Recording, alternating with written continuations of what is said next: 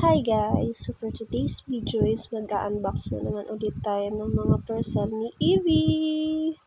So eto na naman po ulit tayo sa another unboxing serye. Hindi ko na na-post actually yung last month dahil puro diaper. Karamihan talaga ng binili ko last month is diaper. So ito na naman po ulit tayo. Unahin natin ang pinakamaliit. So actually ito ang pinakahuling dumating. So ito po ay ang kanyang red shoes. Yes, sumili po ako ng red shoes ni Evie na magagamit niya this Christmas. So, may papartneran ako dito actually ng mga dress. So, itong binili ko is from China pa siya kaya sobrang tagal.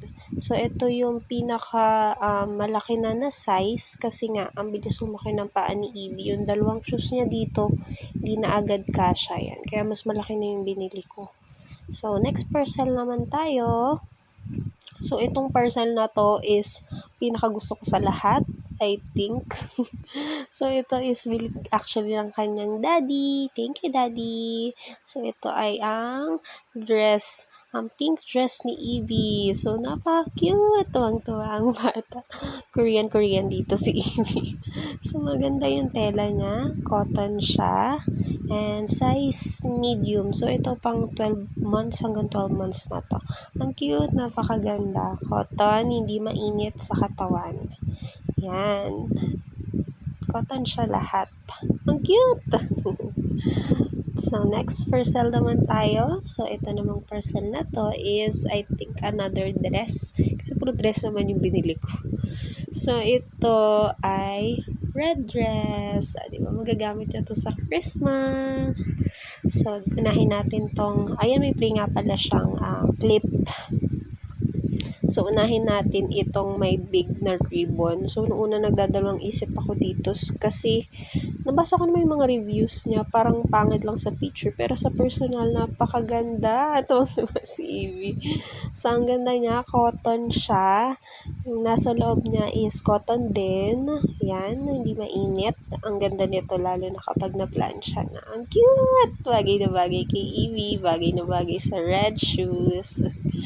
So, next naman, so ito naman is, kaya ako to nabili is wala lang. Nakita ko na kasi color red. Yan. Diba? Tuwang-tuwa siya. Ang cute ng mga dress niya sa Christmas. So, first Christmas niya, kaya puro red dress. So, ito naman is size 6. Yan. Actually, ito din, tsaka yung isa is pang hanggang 12 months na. Parehas cotton at okay na okay sa amin ni Daddy. So, ito namang next parcel. So, kailangan ko to kasi nga ang mami ay order ng damit ni Evie. Wala na mapagsabitan. So, ito, ang binili ko ay mga hanger. Yan. So, itong hanger na ito ay color beige kasi wala ng pink. Pero okay lang din naman. So, makapal naman siya. And ito ay 12 pieces. So, parehas. 2 dosena na yung binili ko. Ang ganda. So, ito yung gamit ko. Magka-size lang din siya and magkasing kapal lang din naman. So, okay na okay din to sa akin. So, next parcel tayo. So, itong parcel naman na to, buntis pa lang ako. Iniisip ko na talagang bilhin. So, ito ay yung mini fan or clip fan. So, ito is, nakita ko lang to actually kay V. Curtis. Yan, kakapanood ko ng YouTube. Yan. So, ito is, ang brand nito ay Tilex. Yan, Tilex ang brand niya. So, ito kasi magagamit namin to lalo na kapag umaalis ng bahay kasi nga pawisin si Evie. Kailangan laging nahahanginan. So, yan, ang cute niya. So, na-adjust naman yung and clip din siya para sa stroller niya. Meron siyang pindutan and hanggang number 3 yung lakas niya. So, ito number 1 pa lang to. Malakas na siya actually. Yan, malakas number 2 at number 3. Tuwang-tuwa si Evie. May electric fan na siya. Hindi na maiinitan ng bata.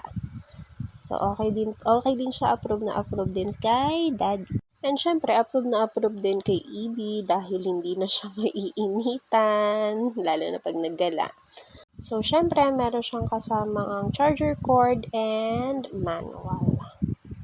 So, next parcel tayo. Dito na tayo sa pinakamalaking parcel at syempre, ang pinakamahalagang parcel sa lahat. Ang tuwa dyan si Evie. Curious na curious talaga siya sa laman niyang box na yan. Oh, tayo naman, napakalikot na ng bata. Di na mapakali. So, ito naman is, syempre, ang brand na love namin, baka naman, Clean Fan. So, baka naman po, kahit endorser lang si Evie, charot. So, ito na nga, buksan na natin ang pinaka-importanting parcel. So, ito, syempre, ang mga diaper ni Evie. So, ito, bumili ako ng 2 large and 2 medium. So, nagta-transition na kami sa pants kasi nga, lumalaki na siya. Ang hirap niya ng lagyan ng diaper pag tape.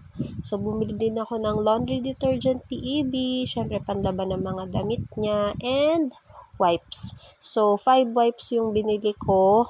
Naka-promo yan actually. And malaki na yung binili ko, 108 pieces yan. So, may freebie siya actually na antibacterial wipes na isa na 95 pieces naman siya. So, yun lang. Maraming salamat po ulit sa panonood. And syempre po, maraming salamat sa sponsor ni Evie. Thank you po. Bye-bye!